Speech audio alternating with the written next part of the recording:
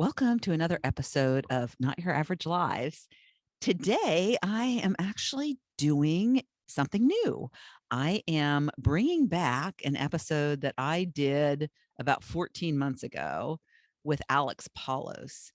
And the reason that I decided to bring that back is because I just spent a week with him in Utah, and it was one of the best weeks of my entire year, maybe even the present day, last few years, because it was like going back to school. And it was really, for me, it gave me so many lessons about how valuable it is to continue to learn and grow and to expose yourself to the things that are a challenge and that are fearful, but that you can overcome by just doing it. And so it was something that I really did want to do deep down inside, but I had this fear that maybe I would fail, that I would go to learn from him and that I would be a disappointment, that I wouldn't live up to his expectations or even my expectations. And so it turned out better than I possibly could have imagined, which is why it's probably so exhilarating. But I thought what I wanted to do is bring back the episode that we did, because it's basically after we first started working together. I collaborate with him. I have him as one of my experts in my second half Spark School, and he types people. And if you don't know what that is, then this episode is definitely where you'll learn. And I wanted to do it now because what he does is fascinating, and he has a true gift. And so, and what he teaches in a nutshell is who he teaches you, who you really are, who you are born to be, what you are here to do, but not necessarily, he doesn't really tell you what you're here to do. He tells you who you are, who you are made to be.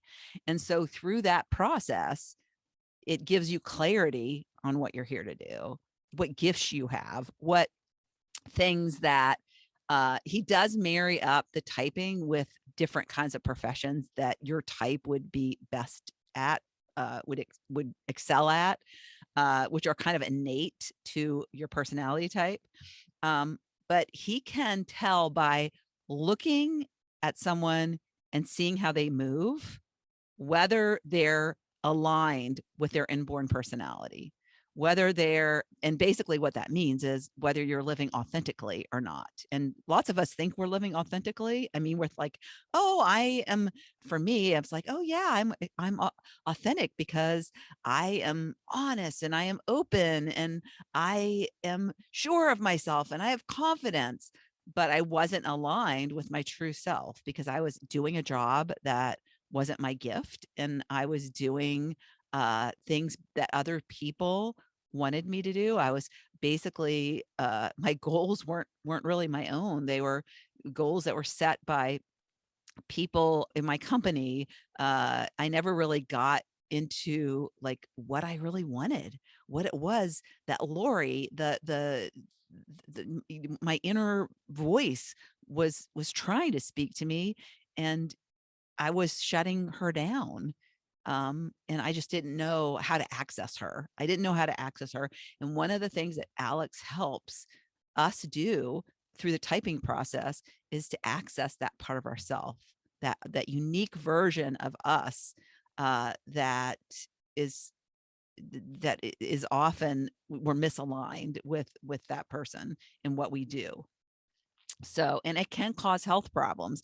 So that's why I thought it was so important to do this at the very beginning of the year, because let this be the year that you find your true self, that you stop living inauthentically, that you stop like denying who you really are, that you celebrate who you really are. Stop listening to those voices in your head that are telling you to be somebody that you're not, that ultimately won't make us happy. And that's often what happens is, it starts out, we're trying to live up to our parents' expectations, and then potentially, our spouse's expectations, and then potentially, somebody else's expectations that we come across within life, that who is like a boss or something, some kind of mentor that might not, work mentors might not be aligned. I had work mentors that I loved, but the work I was doing for them wasn't aligned with my true self. I have mentors now that are completely aligned with my true self. And so it's like aligning with your, knowing who you are so you can find those right mentors to bring out the best in you. And so I want 2022 to be the year that you step into the real you, and you get her and you embrace her, and you just celebrate. It makes life so much richer when that happens. And I've witnessed this with my students. I was visually watched somebody go through the typing process and transform in those few minutes by finally being understood, by finally being validated. And it's like when you get to that point, it's like this aha. It's like, oh my gosh, how do you know that about me? This is crazy. But I have witnessed it. And so I know that it works. But I spent a week with him. He taught me, or it was the beginning, because I have to go back for another week. So it was part one of me being taught how to read people, being taught to do what he does, which he is so gifted. And you can imagine why I was scared to go and do this, because I was like, I didn't know what to expect. And it's certainly something that I realized that I have a gift for. And I realized that no wonder I have always been so intrigued with people. I've been a people watcher. I've been fascinated by shows like Survivor and Amazing Race, and the shows where people are put into these situations and their real personality comes out. It's like you can tell they can't hide or be any kind of it's like they get put in these situations, and I love to watch people. I love to watch the social dynamics of that. And so no wonder I used to always be embarrassed that I watched these shows because they intrigued me so much. But to each his own. And I figured out that's why I love coaching. That's why I love this work that Alex does. So yeah, so I thought that it would be great to pull this out of the closet, dust it off, and bring it to you. If you have been with me if you weren't following the podcast back then, you might not even know about it. And Alex is going to come back on and we're going to do an update, but we're going to specifically speak about authenticity as it relates to health. Like if you're not being authentic to who you are, how it can really affect your health. And so that is why it's so important to get aligned, because if you're not aligned, it's just going to lead to, adrenals blowing up, to stress. I had a student who actually had a bison hump that went away after she got typed. She's going to come back on. I'm going to have her on in a couple weeks. So what he does is fascinating. And the more that I can expose you to his work and the work of becoming authentic and really knowing and operating from your true self is what is so important. And what, if you do anything this year, make that a top priority. All right, so let's get on to the episode.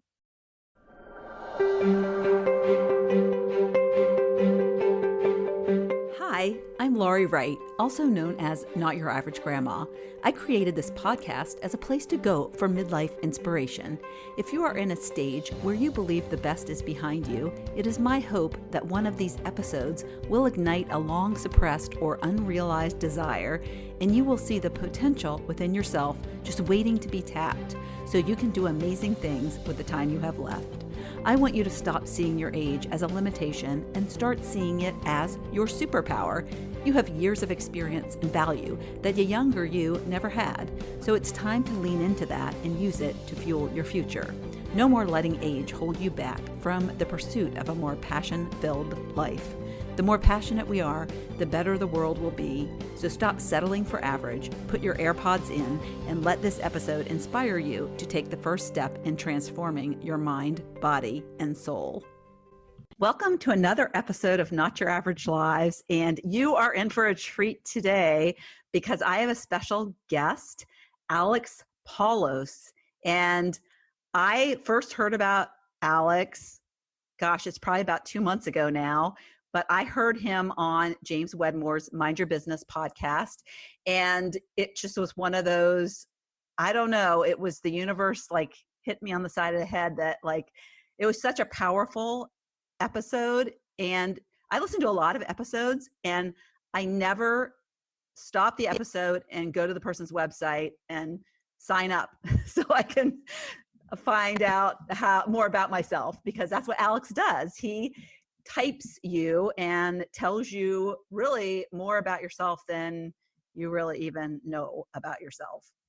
So I did that, and I've since hired him to do a group typing for my students in my Second Half Spark School. And so they had some really amazing aha moments from that session. And so I have Alex here with me today. I'm super excited that he agreed to come on and talk about what he does and how he helps people really understand more about themselves. So welcome to the podcast. Thank you. So we are here, and one of the things that really stood out to me is and what I really am fascinated with is just how the universe calls us to do something, and how you figured this out, that you have figured out you have this gift where you can actually read people. And one of the things you said in the podcast that I first heard was a lot of times when people take personality tests, it's based contextually on what they're doing at the moment, or the job they have. And also a lot of times their answer might be not really accurate. So it's more like what they think they are versus than what they really are.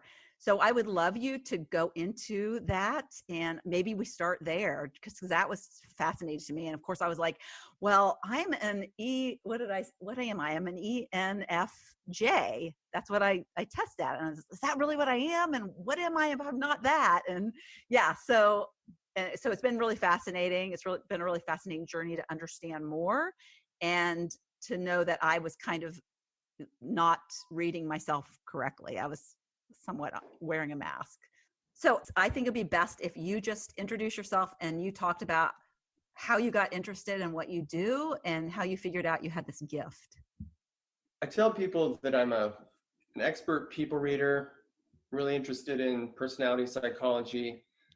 I ended up getting a master's degree in psychology. So I'm really interested in people, how the mind works and all that. I do coaching, consulting, and am a co-founder of Inner Shift. So how I got into it was through Carl Jung. So he was a Swiss psychoanalyst back in the day, and he wrote a book called Psychological Types. It's a big one, and a lot of it is devoted to kind of fleshing out these different inborn personality traits. Now he's the one that coined the terms introvert and extrovert. I've read probably over 400 books that are on personality, temperament, and things like that. I just really got enamored with what it's all about. And so in one of the books in particular that I got, it was called Please Understand Me Too. So it's the second installment of Please Understand Me by David Kiersey. He has a quiz in the book, and you take it and get a profile. And I was astounded at how well it knew me just based on a series of questions. So I would take around with me these books, and I would ask my friends, are you more this way or that way? And it surprised me when people would give answers to some of the questions. I was like, really, you see yourself as more conscientious than spontaneous? I see you more as the opposite. And I recognized that I'd have to incorporate lie detection techniques because people who were taking these self-assessment tests, they didn't really know what they were most of the time versus some of the time. They were so contextual, it seems, that they were mistyping themselves. So then I started studying the works of Paul Ekman, and he's a man who's known as the human lie detector. And he studied facial characteristics, and he showed that emotion is universal. So you will use certain facial muscles to do various things like show anger, surprise, and also whether or not you're smiling a real smile or a fake smile.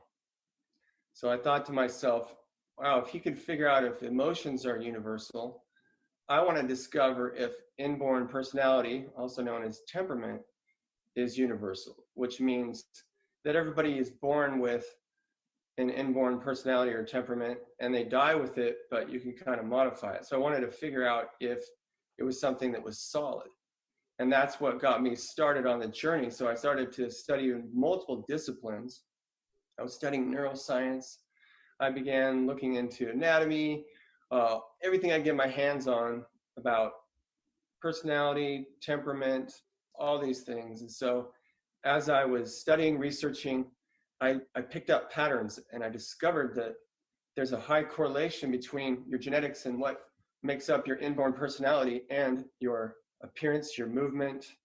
And so this is known as the genotype-phenotype connection. The genotype is the genes, it's the DNA, and the phenotype is the physical representation of those genes. So when I discovered that there was a high correlation between the two, I got really excited. I didn't know that it existed. I stumbled upon it in my research. Before a typing session, you have to submit a couple of pictures and a video of you walking towards and away from the camera. So I thought that was really interesting. Oh yeah. So some people, they have fun with that, and they laugh when they're doing the walk, and then, in their photos, they're supposed to have a straight face and then a smile. And some people do really cheesy smiles. That's frustrating. I mean, gosh. I remember when I did it, and I wanted to be somebody that was like, had a good score or a good whatever that, I didn't even know what that was.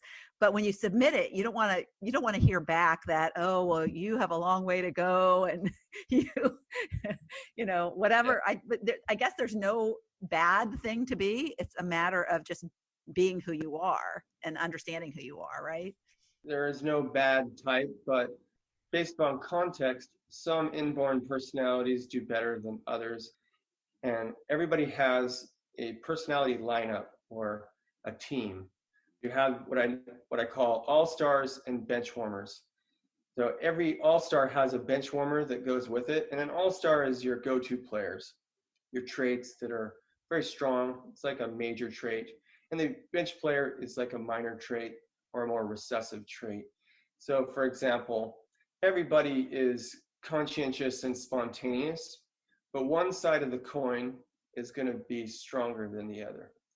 And when you understand even this one thing, whether or not you're naturally more conscientious or spontaneous, you can know really what career you should choose, what language pattern you have, which I call a personality language, an inborn personality language.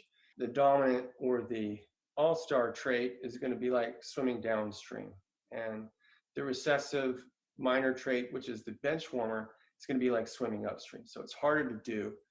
But when you find out these combinations of traits, it makes up an inborn personality. So you're going to be either more conscientious or spontaneous, linear or nonlinear, objective, subjective, inhibited, uninhibited, introverted, extroverted.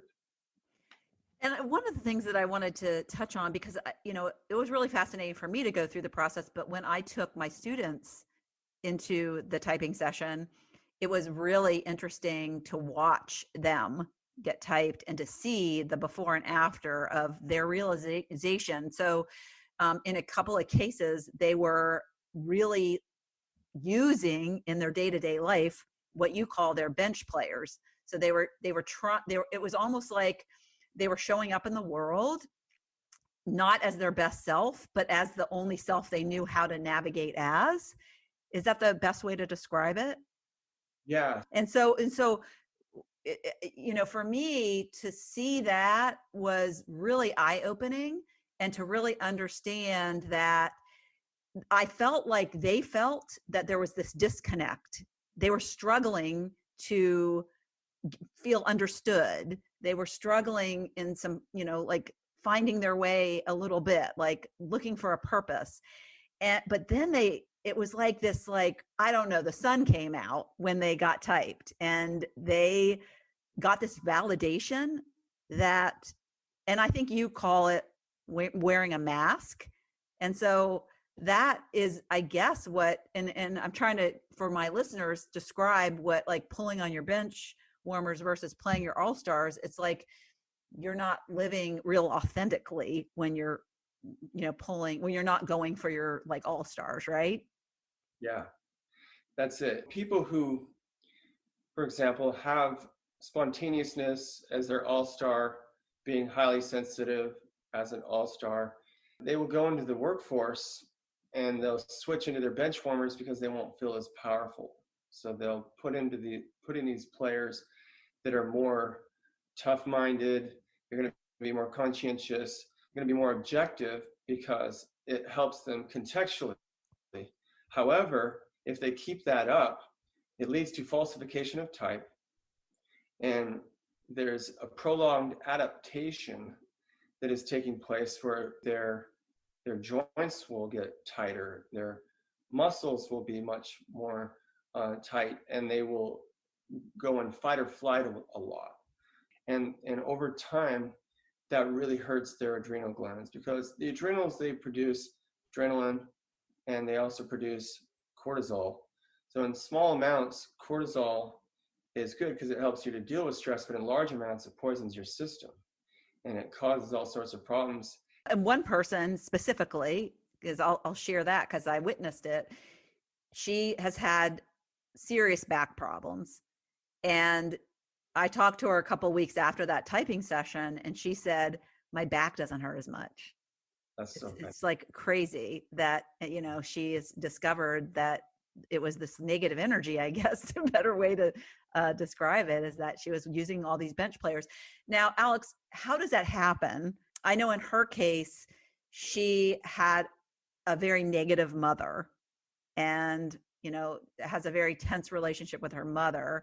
And so this kind of like internal relationships with people, can that cause you to pull your bench players more than your team, your all-stars? Sure, that's what happens almost always. It usually relates to wanting to please a parent, a spouse, partner, friend, and a teacher, just whoever you feel is somebody that you care about what they think. So a lot of people, more than you would maybe even know, people will actually use mostly their bench players and do this for years. Like they will, so that they can trade their authenticity for love, so they can feel loved, they can feel secure, they can feel needed. They will behave in the way that their parent, their spouse, their partner, their friend, their teacher wants them to behave. And it's not very often going to fit with who they naturally are, because of course everybody's different. And I tell people, you're unique just like everybody else, right? Mm-hmm. So everybody who has kind of tender-hearted, nonlinear, creative traits, who decides, I want to be an accountant because my dad's an accountant or my mom's an accountant, and I want to be just like them, and I want to be stroked for being just like them. So instead of being an artist or someone who does something creative, I'm going to be highly linear, because accountants are supposed to be linear. The debits have to equal the credits. They're not meant to necessarily be that creative unless, of course, they're cooking the books, right? But the accountants are supposed to be linear. The input equals the output. But if you're nonlinear, which means you're more creative, those are curves. Those are nonlinear things that you do, that you'll think outside of the box. You'll do things that are different. you're going to find a new way to do something rather than the same old, same old. So what happens is in these relationships is people will kind of self-sacrifice themselves out of their self just so that they can have peace, so that they can feel like they're loved.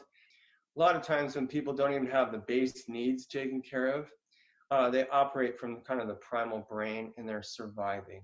So when you're in survival mode, you're often using your bench players because you're grabbing for straws, figuring out a way to make something happen, and you have to move your way up from the primal brain all the way up to what is known as the neo-mammalian brain, which is the higher brain, which includes the neocortex. And that's where you can actually do often your best work. But if you're stuck in this fight or flight primal brain, you're just trying to get your needs met any way that you can. And so you'll take a job to make money, even though it doesn't fit with who you really are. So a lot of these needs include significance and variety, certainty, and connection. So these are personality needs that Tony Robbins kind of talks about. And then he says there's two higher needs that are growth and contribution to the greater whole.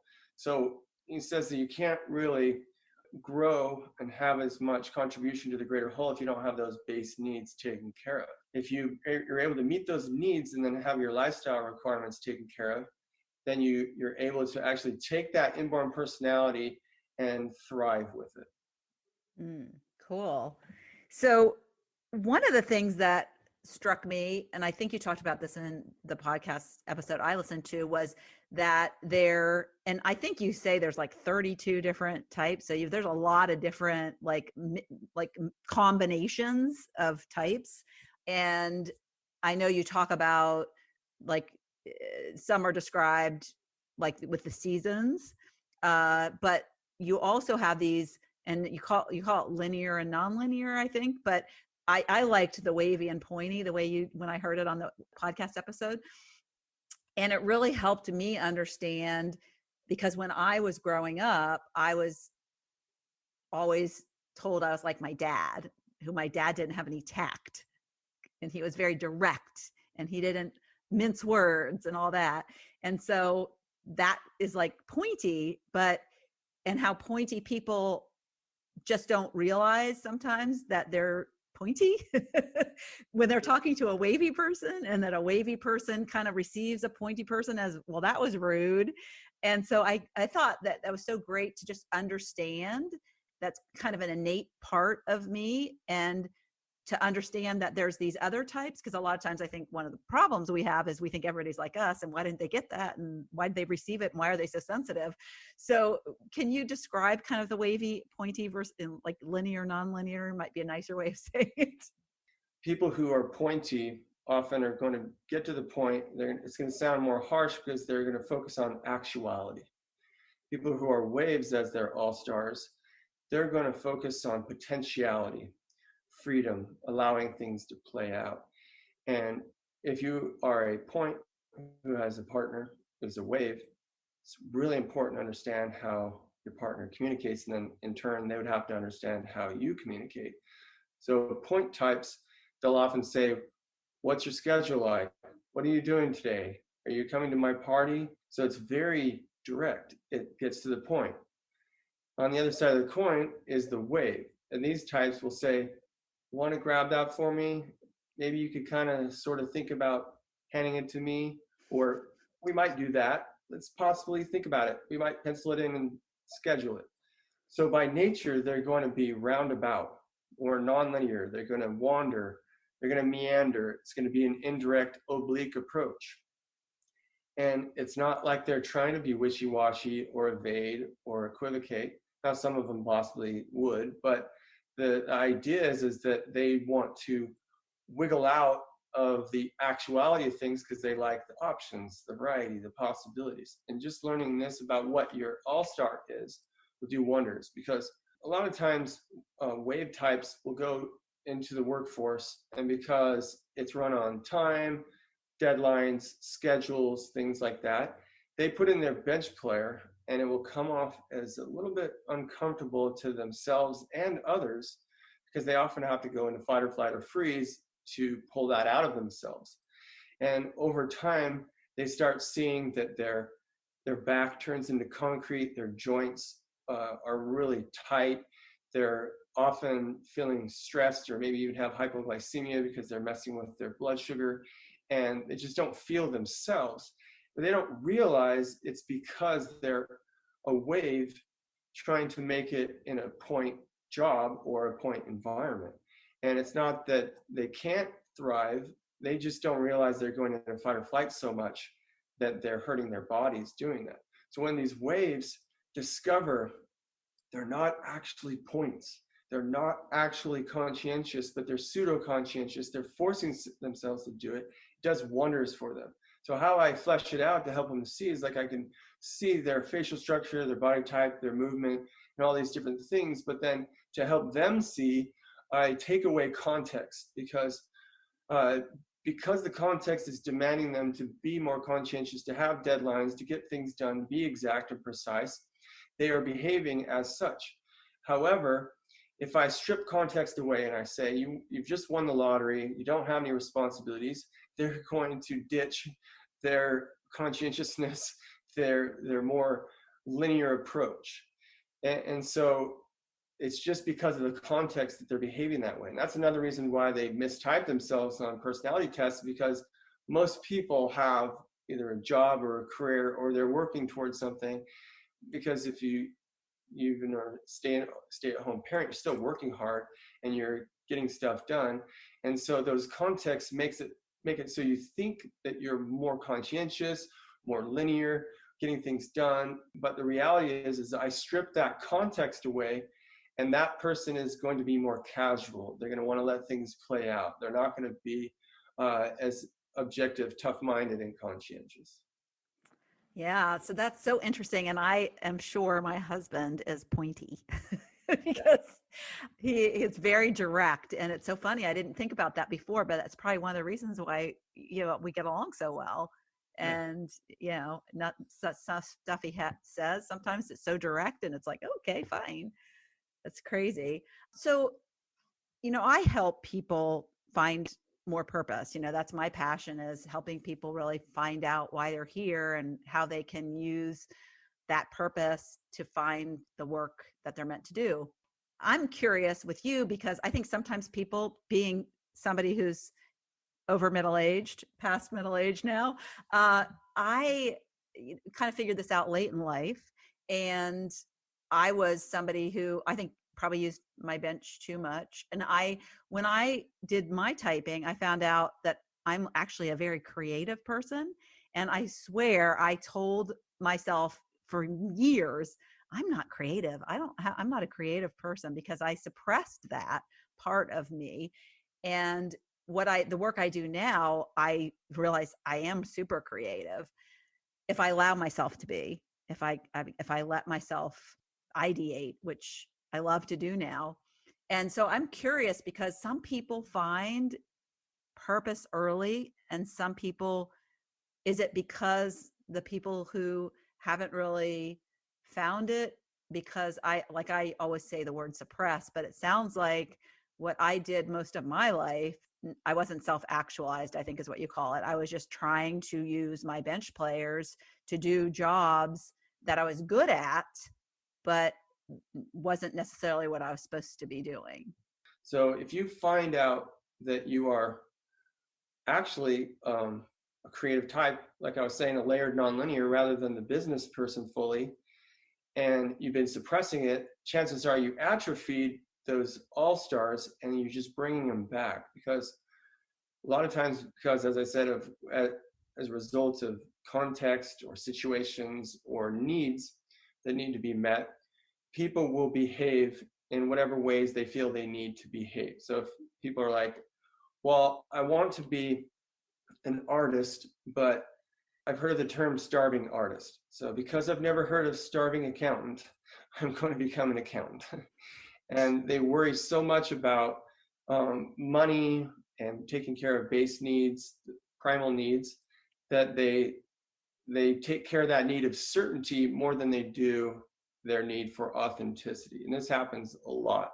I did that. Yeah, definitely.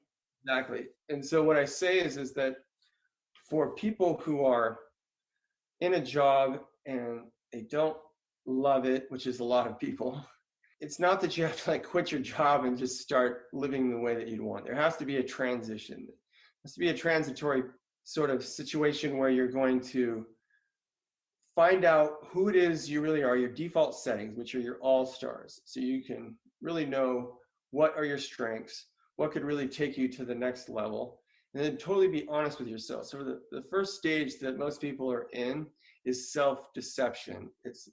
They're just unaware of a lot of things. They're putting on airs. They're trying to be something that they're not. They've fooled themselves. And you mentioned it earlier, but I call that a personality mask, because you want to show the world what you think it wants to see. And a lot of people do this because just think about social media and how curated it is. People make sure they put their best photos. They Photoshop things. There's all these apps to make it so that people look a certain way. So, I mean, Facebook, Instagram, all these things are actually our personality masks. But really, and sometimes it's not even intentional, right? It's like just wanting to fit in and adapt, and it's like be accepted and that kind of thing. Got it. But who we really are is based upon our search engine. So, like, or what we put in the search engine, I should say. So when we type in something on, one of the many search engines, that's who we really are. And that's curiosity. That's tied to curiosity, right? Yeah, and people will often search what they really want to talk about or think about or do. And so that really is the authentic version of themselves. It doesn't mean it's always their best self. And I don't say that just because you want it, feel it, or that you desire it, that you should have it and that you should keep doing it. But you have to get out of that state of self-deception where you're trying to fool people, trying to say that you are such an extrovert when in reality you're an introvert, or you're possibly an inhibited extrovert. Some people who are listening might relate to this. Is that I remember when we were on our call, there was a woman there, and it was funny because I brought it up because I was just curious about, I have a cousin and she was given up at birth, and she found my aunt like 30 years later. And I remember her saying that she always felt weird. The example that just made me think about this was, she was sitting at the dinner table with her biological mother, who she was just getting to know. And she said, I finally felt like somebody got my jokes. I always felt sitting at my dinner table that my parents didn't get me. My adopted parents didn't get me. And so I was just curious, in the typing session, I asked you about that. And one of the women in the typing session, she said, I'm adopted. And it was like, so she was like trying, and like, that's why I was saying it's kind of unintentional sometimes, because you're trying to be like the adoptive parents, and that's not who you're meant to be innately. So I thought that was fascinating. Oh, totally. I remember talking to my parents, and I kind of committed to getting into the business program and was focusing on that. It's not that I couldn't have done that, but there was just something that felt off. I felt like it didn't fully fit who I was. That was a really formative time in my life. I was dating, and from the women that I was dating, they would say, "Oh, you analyze things too much." And I was like, really? I think you might analyze things too little, So my brain really was always reading people and figuring things out, and so curious that it kind of ruined my dating life. I was looking for someone who understood me, that really kind of got who I was, how I operated, and then would love me for it. But when I was my natural self, I didn't have as many potential women who I could possibly be with that really were on board. So I was like, something is going on here. And so I had to figure out why I was different. So that was one of the reasons why. Also, I'm different from different people in my family and others that I know. And so I was really trying to discover what it was that made me who I am, meaning like what makes me tick.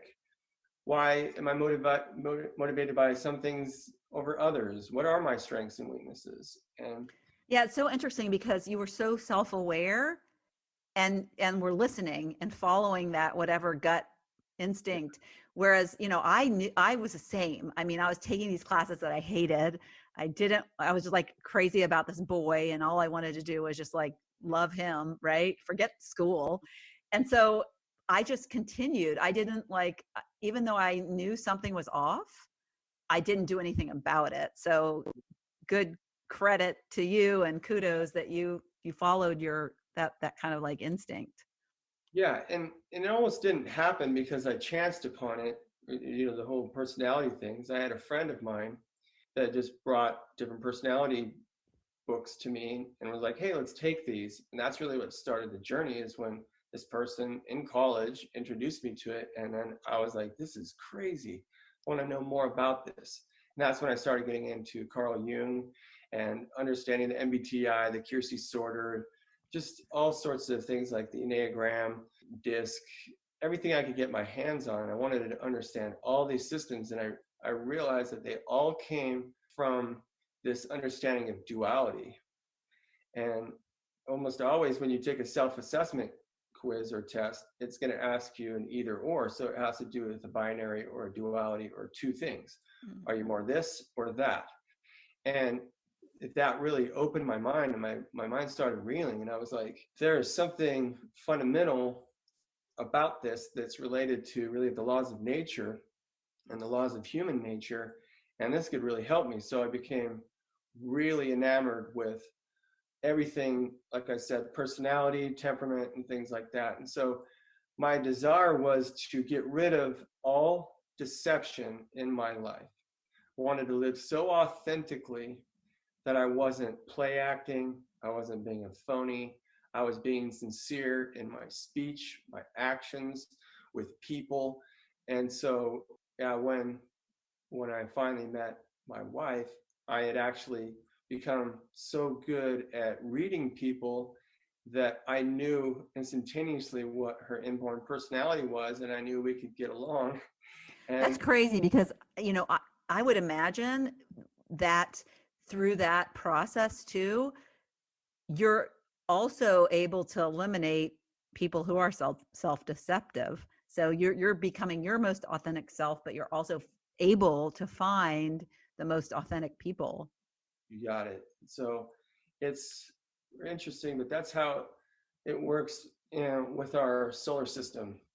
The sun has planets revolving around it because of its gravitational pull. And so as you develop yourself, you become very authentic. You don't want to live a lie. You want to be who you're meant to be.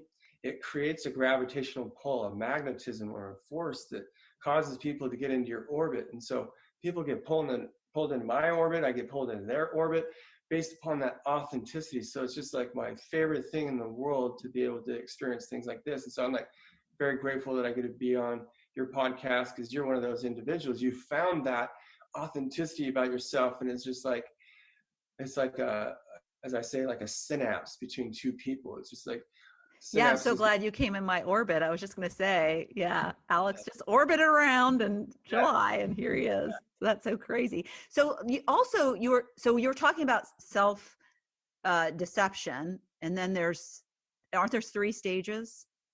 3 stages Okay. in approach, and it kind of follows the humanistic approach. So there's self-deception, which means, of course, you don't know what you are most of the time versus some of the time, or else you're deceived. You're wearing that personality mask or multiple personality masks.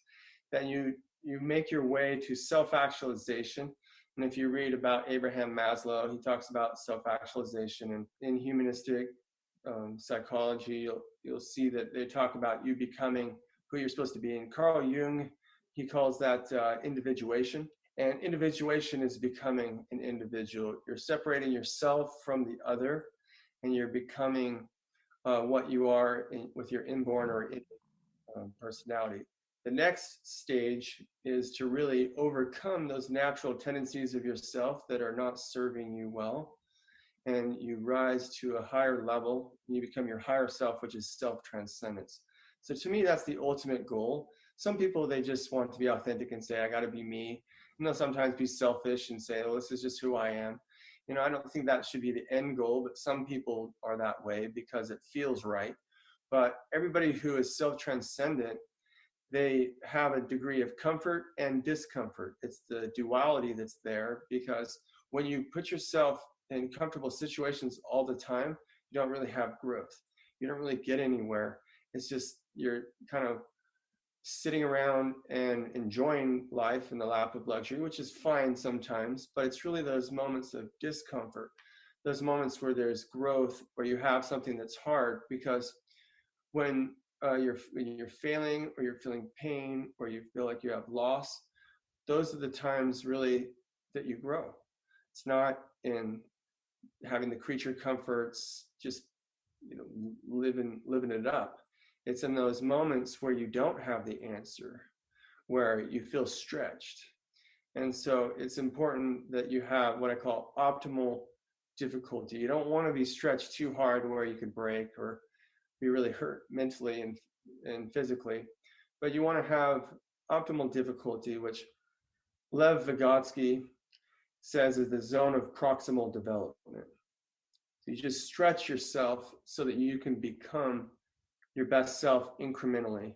And Tony Robbins talks about this kind of incremental growth that happens over time. And James Clear, who wrote The Atomic Habits, it's just like this getting better by 1% or in small percentages, and then you create this exponential curve, and then you get where you want to go. So I've noticed that in myself, where when you get to the point of liftoff or takeoff, it's just like an airplane. When you get enough inertia, then you take off and you feel like you're getting where you want to go.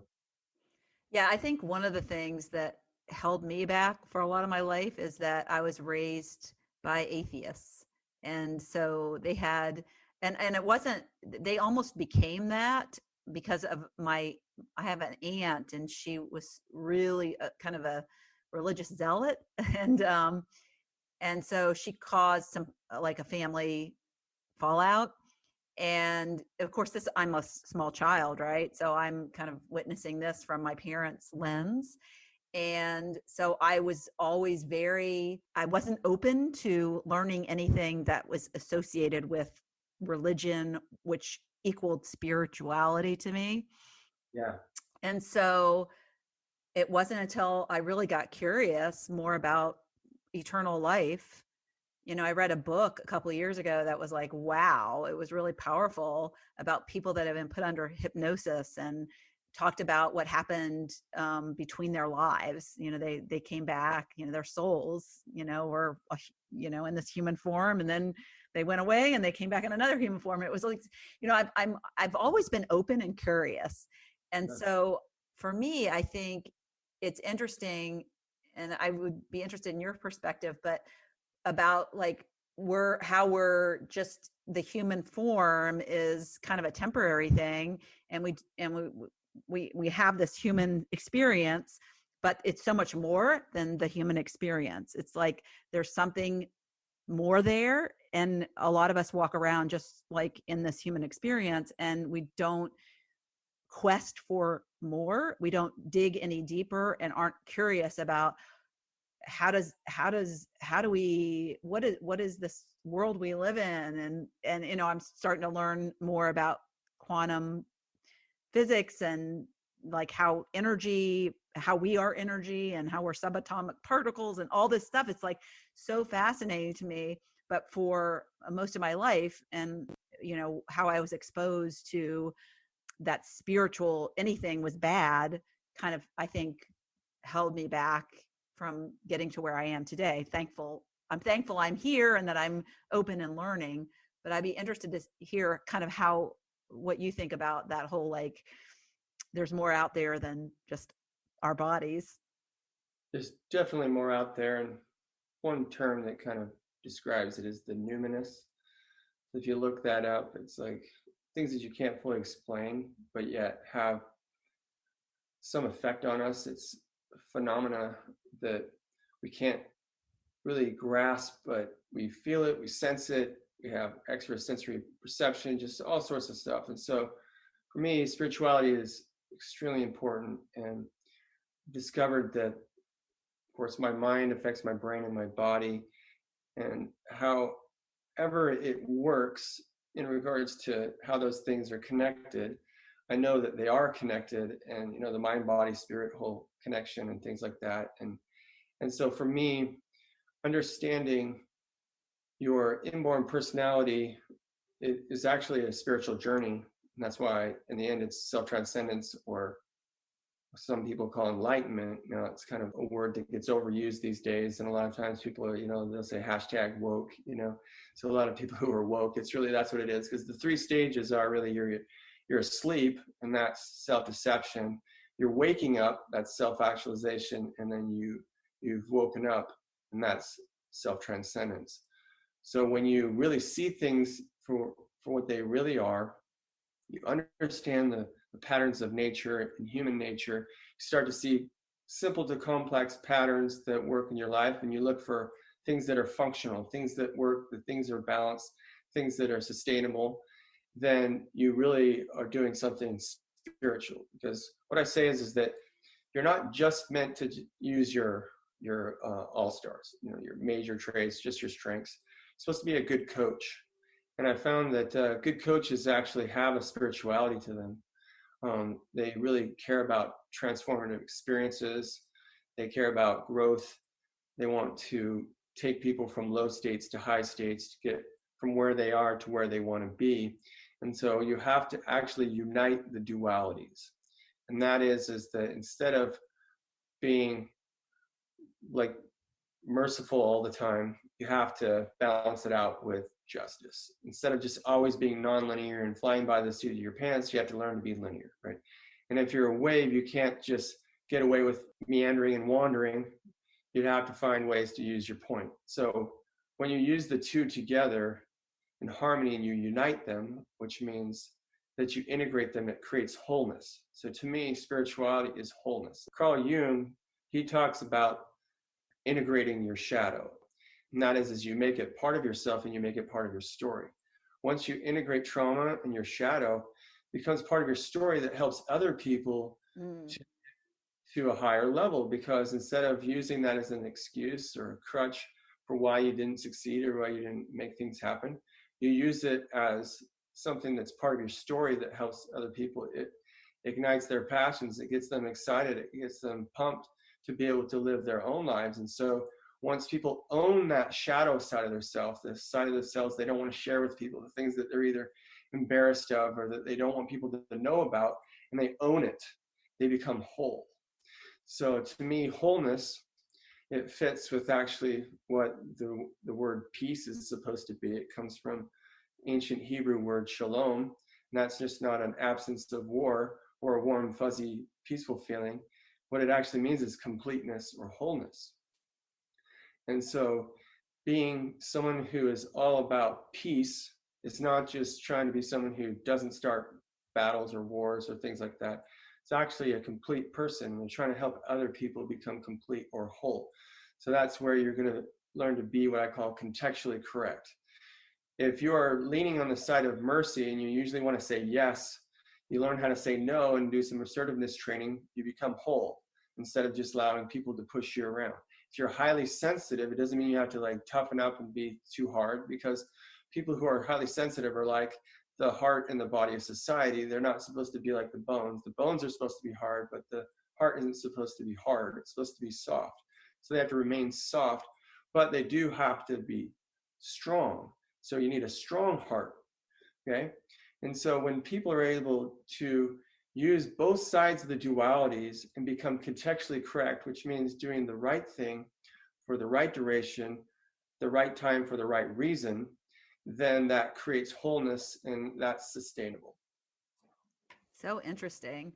So it's almost like just it's good intention, right? It's doing things for the right reasons, and I guess always listening to your heart. So Well, this has been fascinating. I always like to spend time with you. So I always feel I was so excited for you to come on here and just have an open conversation.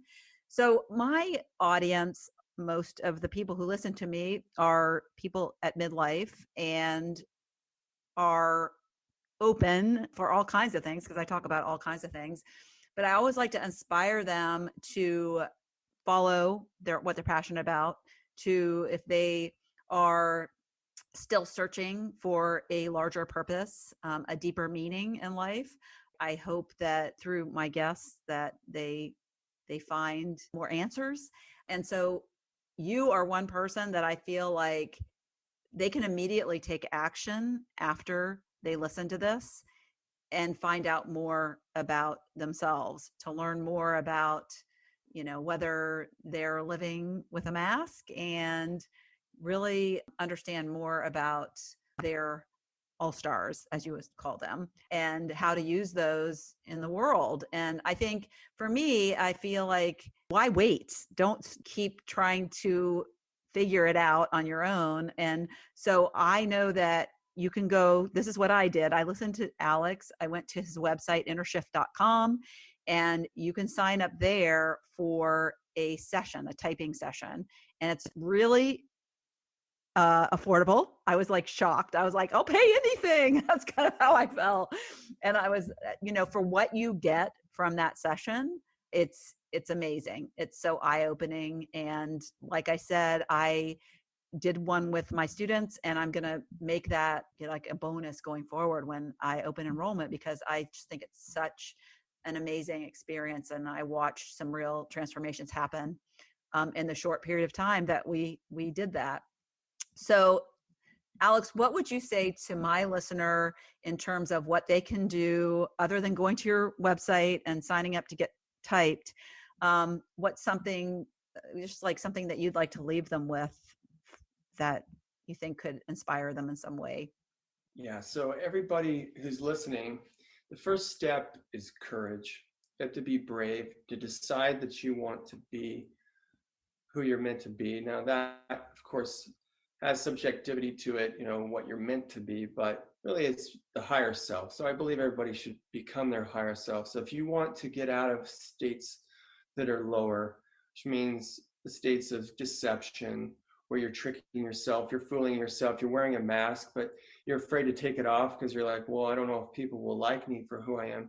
The first stage, like I said, or step, is to have that courage, that bravery. And how does that show up? Like, how does that show up as like that there's this inner knowing that something doesn't feel right, that like that they're angry a lot, that they're just feeling kind of disconnected in some way? I remember for me, I just felt like there's something more. There's just like, I should be happy, but I'm not feeling happy. That's how it kind of showed up for me. That's it. So what I say is that when you feel like you're lost, or you feel like you're not yourself, or that you're like, I can't take any more of this, I'm at wit's end, you hit a wall, those are all signs that you're ready for something different. And you have that choice to just keep going and to push on through, which I don't necessarily recommend, but most people do that, or decide to make an inner shift. Something that happens, it clicks in your mind and you go, I don't need to do this anymore. So I tell people, you end up with what you're willing to put up with. So if you're willing to put up with stuff in your life that doesn't fit you and it doesn't make you feel good, or that you don't feel like you're fulfilled, we can help you to make some changes. And so I would love to work with you. I had a great time working with Laurie's team, and I just have a fantastic time helping people to get to where they need to go. And that is fulfillment, more joy, just having your goals and your dreams kind of realized.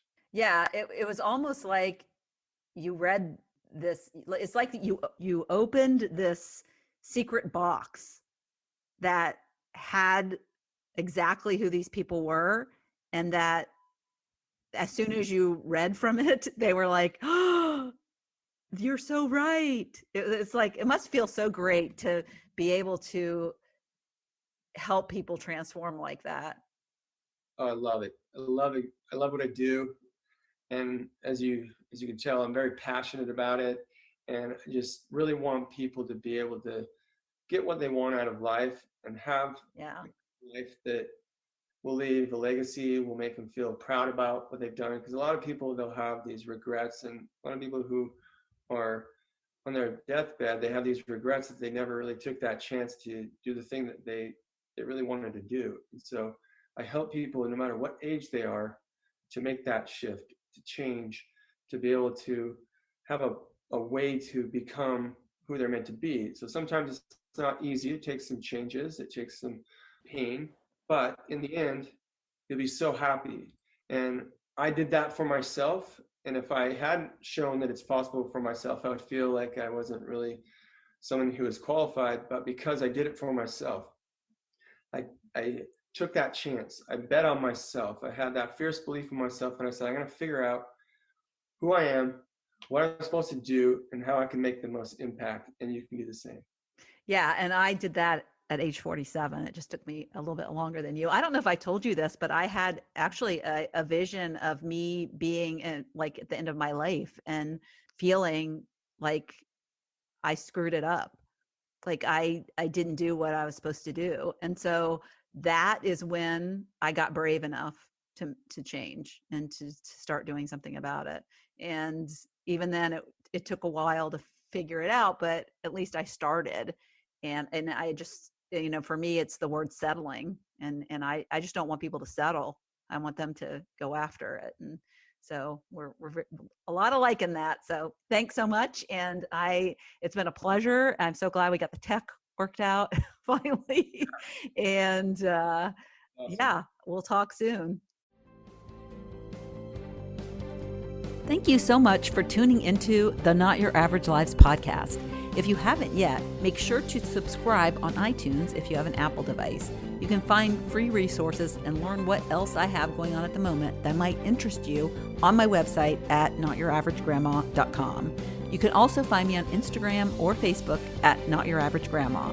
If you liked this episode, it would make my heart so happy if you could leave me a 5-star rating.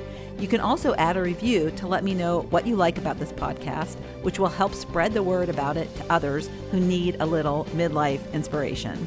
As always, be you, listen to your inner voice, and focus on reigniting that lost spark so you can start living your own, not your average life.